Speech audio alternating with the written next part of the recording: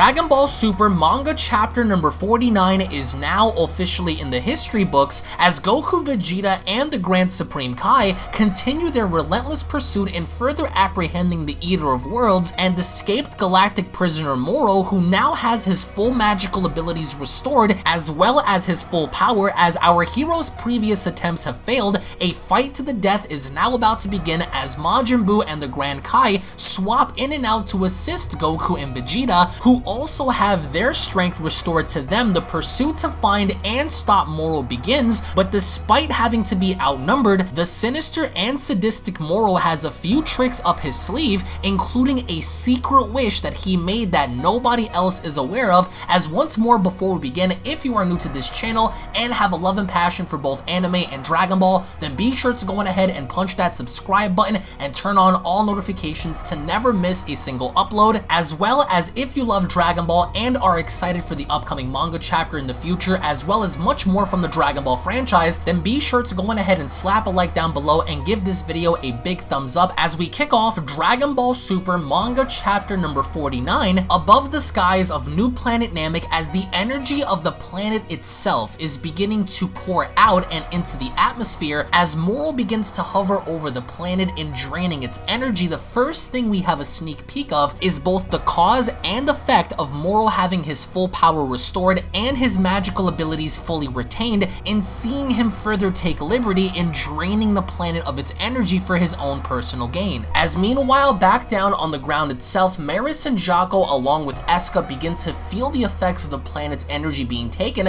as Maris cries out to both Jocko and Eska, "Our energy will be absorbed by Moro too if we stay much longer. We need to get off the planet now." As Jocko and Eska agree, Jocko goes on to cry out, "No wonder I'm out of breath, it's the energy drain." And as all three individuals begin to board the ship, both Jocko and Eska stare out of the ship's window as they witness the energy begin to leave the planet itself. As Jocko goes on to comment, "This whole spectacle must be kind of hard for you to watch." As Eska replies, "I promised them I'd survive even if I was the last one left." As Eska further comments, "The Great Elder named me his successor before disaster struck. Maybe he foresaw his own doom and entrusted the fate of our people to me. That's why it's my responsibility to survive this." As Jocko agrees by stating "Gotcha," Maris goes on to comment, "Then let's all survive and rebuild a peaceful Namek. And that means defeating Moro first." And as the ship begins to ascend beyond the planet itself, Maris further goes on to comment, "The villain should be up ahead. Onward." And as they proceed to push forward, we notice how the energy that is being taken from the planet itself is beginning to amass in a giant sphere, bigger and bigger and bigger as the ship approaches. And behind it, Moro. Moro is doing exactly what he had done 10 million years ago, and that is sucking the very life energy of plants, animals, and even the planet itself, and gathering all the energy together for his own personal consumption. And even then, as he proceeds to do so, the Daikaioshin shows up with both Super Saiyan Blue Goku and Super Saiyan Blue Vegeta, as the first initial action they take upon spotting Moro is charge directly at him. And what I really do love and appreciate about this panel is that the very second Moro spots them and turns his head to acknowledge them, the first thing Moro proceeds to do is smile right at the face of adversity. Because as Goku and Vegeta proceed to charge on in, all three of them, the Daikaioshin, Goku, and Vegeta, are at max power. And as they charge directly at Moro, the first thing they proceed to do is attack him. But weirdly enough, each of their attacks seem to have no effect. They punch him, they kick him, they proceed to charge right in, but it seems as though Moro had created a phantom version of himself that is not only warping the perception and reality of Goku, Vegeta, and the Grand Supreme Kai, and allowing them to believe that this was actually Moro in the flesh. As our heroes notice that something is unusually off about Moro, Vegeta goes on to cry out, "What the?" As Goku turns around, he goes on to spot Moro and crying out, "Over there!" As they then proceed to charge right back at him, Vegeta goes on to cry out, "Not so fast!" and shoots out an energy beam, but Moro quickly evades. And with that, Goku uses instant transmission to quickly get the upper hand on Moro, and as he uses instant transmission, he attempts to hammer strike Moro from above, but also once again completely misses. And one must beg the question, why is that? So even with 2 Super Saiyan Blues at max power now, following the events of the Grand Supreme Kai restoring their energy and strength back to full power, even with both of their synchronized movements and attacks, Vegeta and Goku seem to have little to no effect on Moro, being that now he has his full magical abilities and power restored to him. So again, they try to shoot him, he evades. They try to physically attack him, he evades. And as Goku misses, he goes on to say to himself, what's going on? As Vegeta goes on to then comment, something's off, with the Grand Supreme Kai then having to comment, his real body isn't here. Crap! Where'd he go? Where are you absorbing the planet's energy from? As they're all beginning to wonder to themselves, if Moro isn't physically there to gather and collect the energy of the planet, then he must be doing it from a safeguarded place elsewhere. In which the Daikaio is the first to spot him, as he points out and crying out, over there! As they spot Moro standing on top of a desolate rock having to collect the planet's energy, the first person to charge right in is Goku, but then Vegeta stops him, as Vegeta cries out, wait Kakarot! That's outer space! Saiyans can't survive in the vacuums of space! And with Goku stopping himself in his tracks, he proceeds to state, right. But the Daikaio can in fact survive himself, as he tells them both, I'll go, as he proceeds to waste little time in charging right in because they know they can't allow Moro to buy any more time in collecting any more energy, because if he does so, then he'll only get stronger. Now, as for the comments made by Vegeta in Saiyans not being able to survive within the depths of outer space,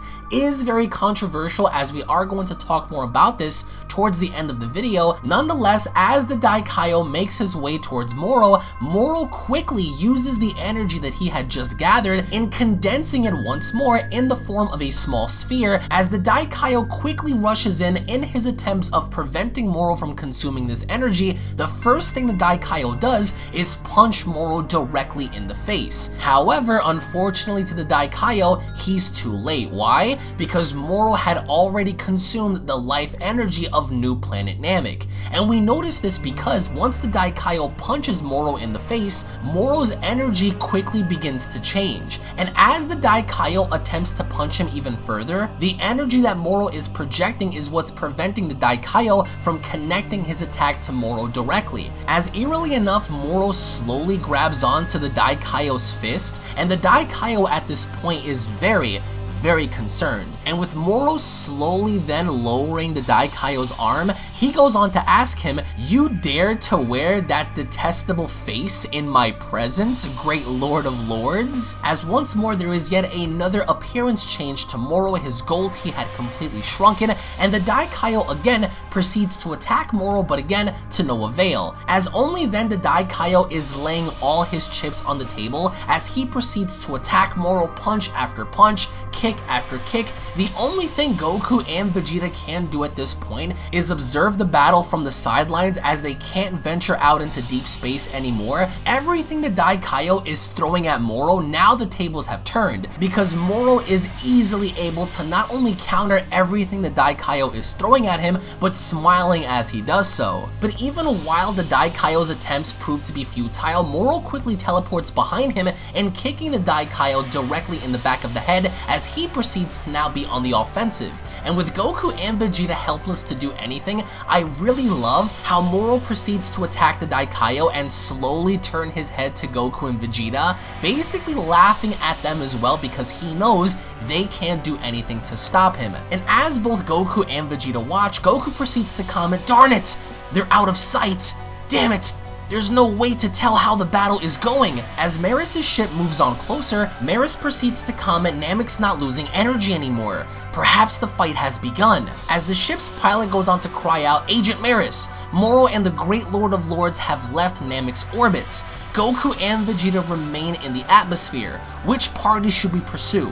As Maris goes on to tell him, first, we attend Goku and Vegeta, as of course their first call to action is to pick up Goku and Vegeta. Meanwhile, elsewhere, the Great Lord of Lords, the Daikaio, is intensely waging battle against Moro, as he's proceeding to not only blast Moro using Energy Blast, but Moro is so quick and so evasive that nothing that the Daikaio Daikaio is attempting to do is connecting with neither energy blast or physical attacks. And with the Daikaio having to quickly shoot out massive energy blasts in his attempts, the Daikaio quickly raises his hands up in the air in creating a massive energy sphere of his own as he chucks it at a giant asteroid in front of him and crying out, "Take this!" But Moro, having to be very cunning in his own right, moves within the blast's projectile, as only then the Grand Supreme Kai had realized the mistake that he had made, because by throwing this massive energy ball is he only going to be further helping Moro than stopping him. As Moro quickly then opens his mouth in sucking in the energy of the Daikaio goes on to cry out, "He got me!" In making a slight error in his judgment in proceeding to chuck such an energy blast towards him. All this really does in the long run is help Moro get even stronger than how he was before, as Moro then proceeds to quickly rush on in and headbutting the Daikaio directly in the face, as once more the battle tides have shifted in favoring Moro now more so than how it did before. As Moro then proceeds to comment, "Your strange abilities confuse me, but now that my power exceeds yours, they no longer trouble me." As the Daikaio struggles to get back up, Moro proceeds to tell him, "Did something happen to you these past 10 million years? Because this is unimpressive." As the Daikaio attempts to use the same technique that sealed away Moro's magic 10 million years ago, Moro quickly notices this. As the Daikaio proceeds to tell him, "Listen, Moro, you're going to come quietly back to the galactic prison. Resist, and I'll seal off your magic again." As Moro looks down very confused because he proceeded to ask the Daikaio, "What in the world happened? You're strangely enough not as strong as you were before." But then Moro proceeds to laugh, as he goes on to tell him, "The old sealing technique, is it? Go ahead, do your worst." And the Daikaio here is eerily quiet as Moro continues, "No, I thought not. I don't sense the same god power you once held. I dare say, you lack the power to unleash the sealing spell, right?" As only then the Daikaio proceeds to laugh, he goes on to tell him, "Sharp, aren't you?" As Moro had figured out that yes, the Grand Supreme Kai does not have the same godly energy that he once had before, but one must beg the question as to why that is. Meanwhile, back within Namek's orbit, Goku and Vegeta have powered back down, as Goku proceeds to tell Vegeta, hey, did you just feel Moro getting even stronger?" As Vegeta goes on to tell him how infuriating. Goku goes on to comment, "At this rate, he'll be too much for us to handle soon." As Vegeta then goes on to ask him, "And what about the magic sealing technique?" As Maris' ship quickly appears, Maris opens up the hatch and crying out, "Goku, Vegeta, come on board!" As they quickly board the ship, they proceed to then later on take off. As back within the ship itself, Goku goes on to comment, "I guess he can't shoot off the sealing move unless Moro's held in place?" As Maris tells him no. In fact, I suspect that as he is now, the Great Lord of Lords can't execute the Kai Mutaru. As Vegeta proceeded to ask, "What do you mean?" Maris goes on to comment, "It occurred to me earlier when Buu attempted to use it." As Goku later asks, "Wait, wasn't that your ace in the hole?" With Maris commenting, "Indeed it was." As Vegeta cries out, "Explain yourself." Maris goes on, "It's most likely because of the splitting that Buu underwent." With Jocko having to cry out, "Wait, he split? What can't that weirdo do?" As Vegeta then goes on to comment, "You mean the split between his good and evil halves?" As Maris proceeds to comment, "Yes." Jocko then later goes on to whisper to Eska, "That pink guy's kinda creepy. I even saw him sprout an extra arm from his body." As Eska then goes on to tell him, "Well, my people can regrow lost limbs." As Jocko's shocked, he goes on to ask, "Seriously?" As Eska continues, "And while we can't split, we can assimilate." As Jocko continues in telling him, "More fusing, huh? A lot of that going around." As Vegeta goes on to tell Maris, "So the god power was passed on to the evil half of Buu?" With Maris stating, "I suspect so, because the good Buu inherited the Great Lord of Lords' physical appearance. I assumed he received the god power as well, but maybe that power went to evil Buu instead."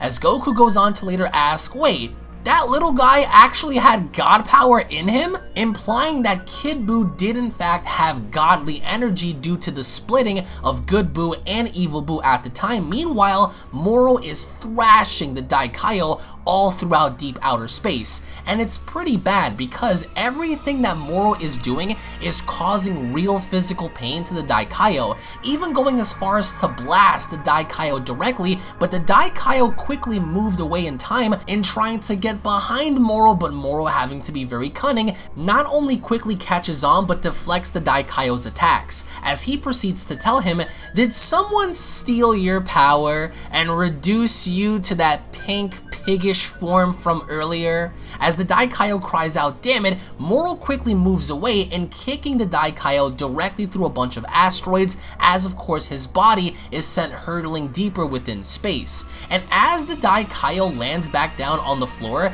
he somehow has a memory warp to where he stands back up and he notices Goku just about to use the Spirit Bomb on Kid Buu. So in a very weird way, we're getting a small flashback in a sense to where the Daikaio is observing Goku using the Spirit Bomb against Kid Buu. And no, this wasn't during the time of the actual event, so the Daikaio wasn't physically there, but he is somehow there and able to retain the memories of Buu in witnessing Goku use the Spirit Bomb against Kid Buu. As even then the Daikaio proceeds to say to himself, "I see.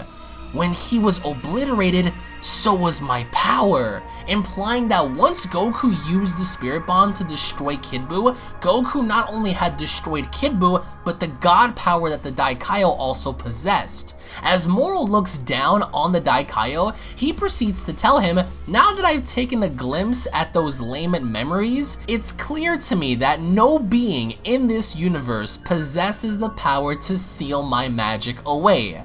How wonderful is it not to have the fear of that anymore?" Implying that basically going forward, there is nobody that possesses the power to seal his magic away. Meanwhile, back within the ship, Vegeta goes on to cry out, "Jah! Techniques like that never actually get the job done. It was always going to take brute force to bring this foe down." As Goku agrees, he goes on to state, "I think Vegeta's right, which is why we gotta do something now." As the ship's pilot cries out, "Moro, dead ahead!" And as Vegeta and Goku get near the window, Vegeta goes on to comment, "Damn it, we're completely powerless in outer space." As Maris proceeds to comment, "Goku, Vegeta, can you assure me that you two are more powerful than Moro?" As Goku states, "Yep." Vegeta also comments, "Naturally, magic aside, we are stronger fighters. Just one of us at full power in Super Saiyan Blue form can handle him." As Maris then goes on to comment, "Roger that. In that case, I will drag Moro back down to the surface of the planet Namek, where you two can finish the job." As he quickly straps on his helmet, Goku goes on to cry out, "Wait, is that one of the spacesuits?" As Maris quickly proceeds to tell them, "Please return to Namek in the meantime.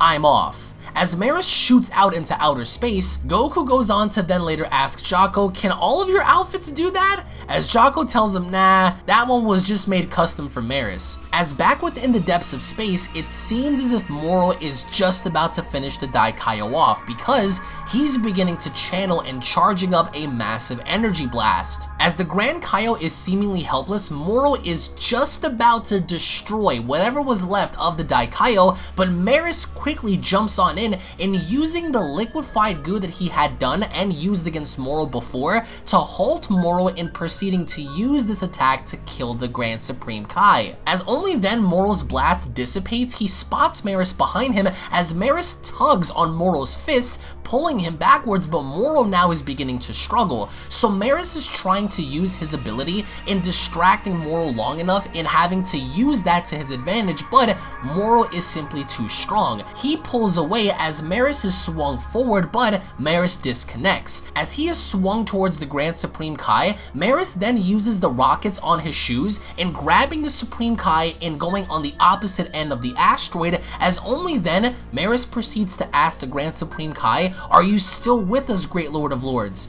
As the Grand Supreme Kai says, "Thank you." As Maris proceeds to tell the Grand Kaio, "We need you to get Moro back to Namek somehow so that the team can battle him together."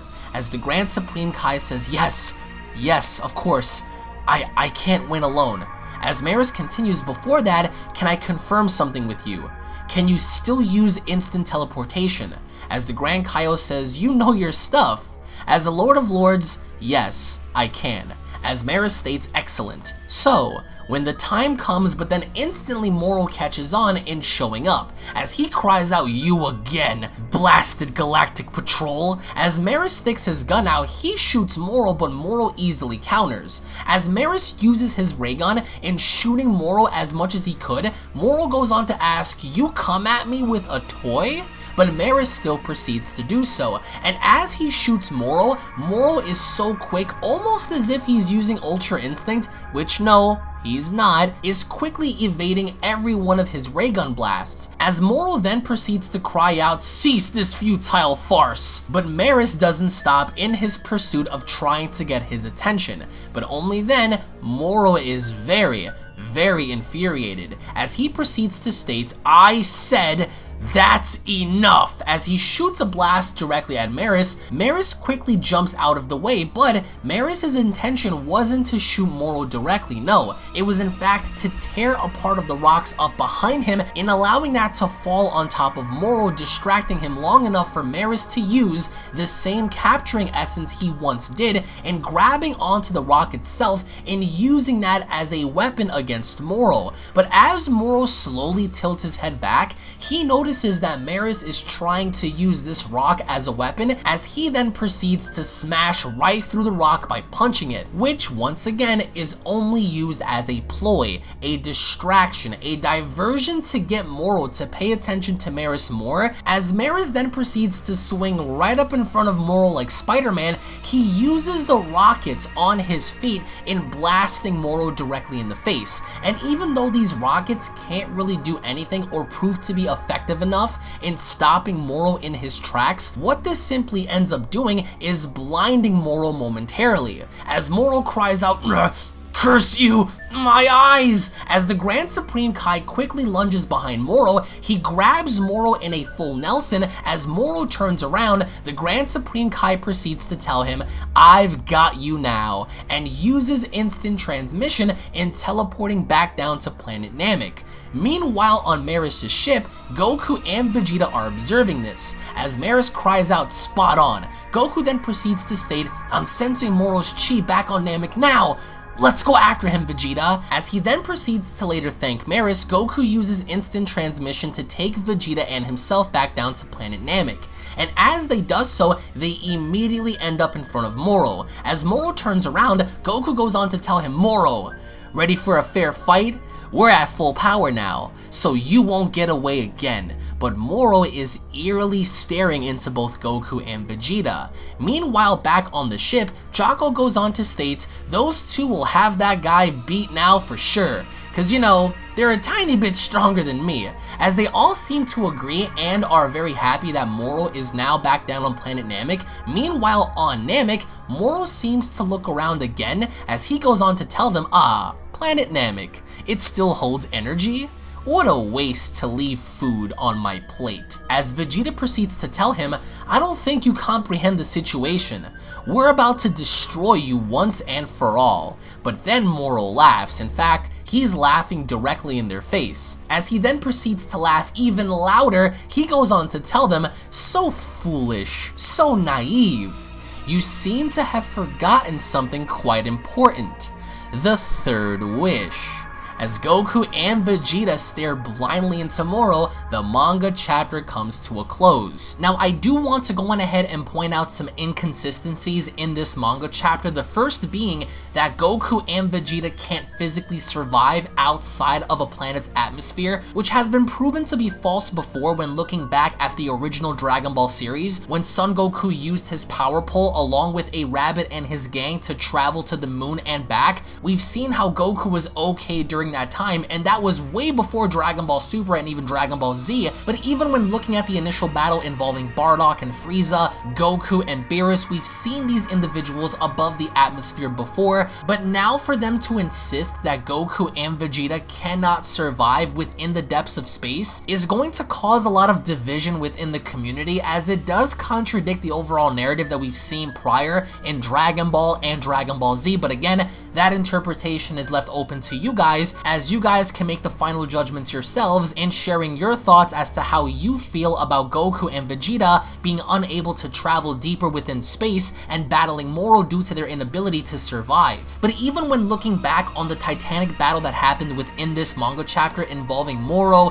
Goku, Vegeta, the Grand Supreme Kai, Moros, it eerily enough seems that Moro isn't concerned about anything that Goku, Vegeta, or even the Grand Supreme Kai are capable of at this point, because not only has his magical abilities been fully restored and giving him the upper hand against said individuals, but Moro went as far as to also remind Goku and Vegeta that he in fact had made a third secret wish with Porunga that can't be looked down upon, because whatever this wish happens to be is going to not only possibly affect the outcome of this battle, but possibly Dragon Ball Super as it continues in later following the events of Moro when this arc in the manga is finally over. But in the end, I want to get your thoughts in the comment section below. What are your overall thoughts on this particular manga chapter? Did you guys enjoy the chapter? Did you guys dislike the chapter? What do you guys think Moro's third wish could possibly be? Is it immortality? Is it to possibly resurrect a fallen ally? Is it to open a gateway or dimension to something more, the demon realm? Is it to remove Goku and Vegeta's god powers? Is it to remove the godly magic that the Daikaio possesses? I want to get your thoughts in the comment section below.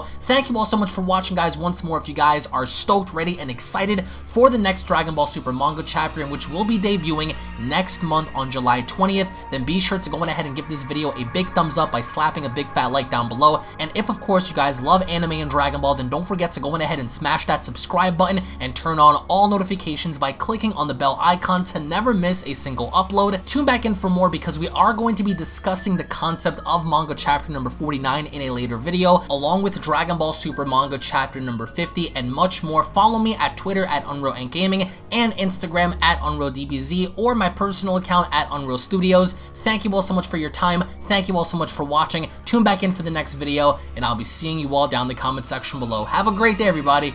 Peace. This is the Galactic Emperor of the Universe, and of course I'm here to tell you to subscribe to UnrealEntGaming. Also follow UnrealEntGaming on these social media platforms to stay connected at all times. And if you don't, then very soon you will all be dead! Oh, did someone say UnrealEntGaming? Oh my god. The fuck's up? On, put on some clothes! Well, why don't you put on any clothes? What? I don't need clothes, but Jesus Christ, that's huge!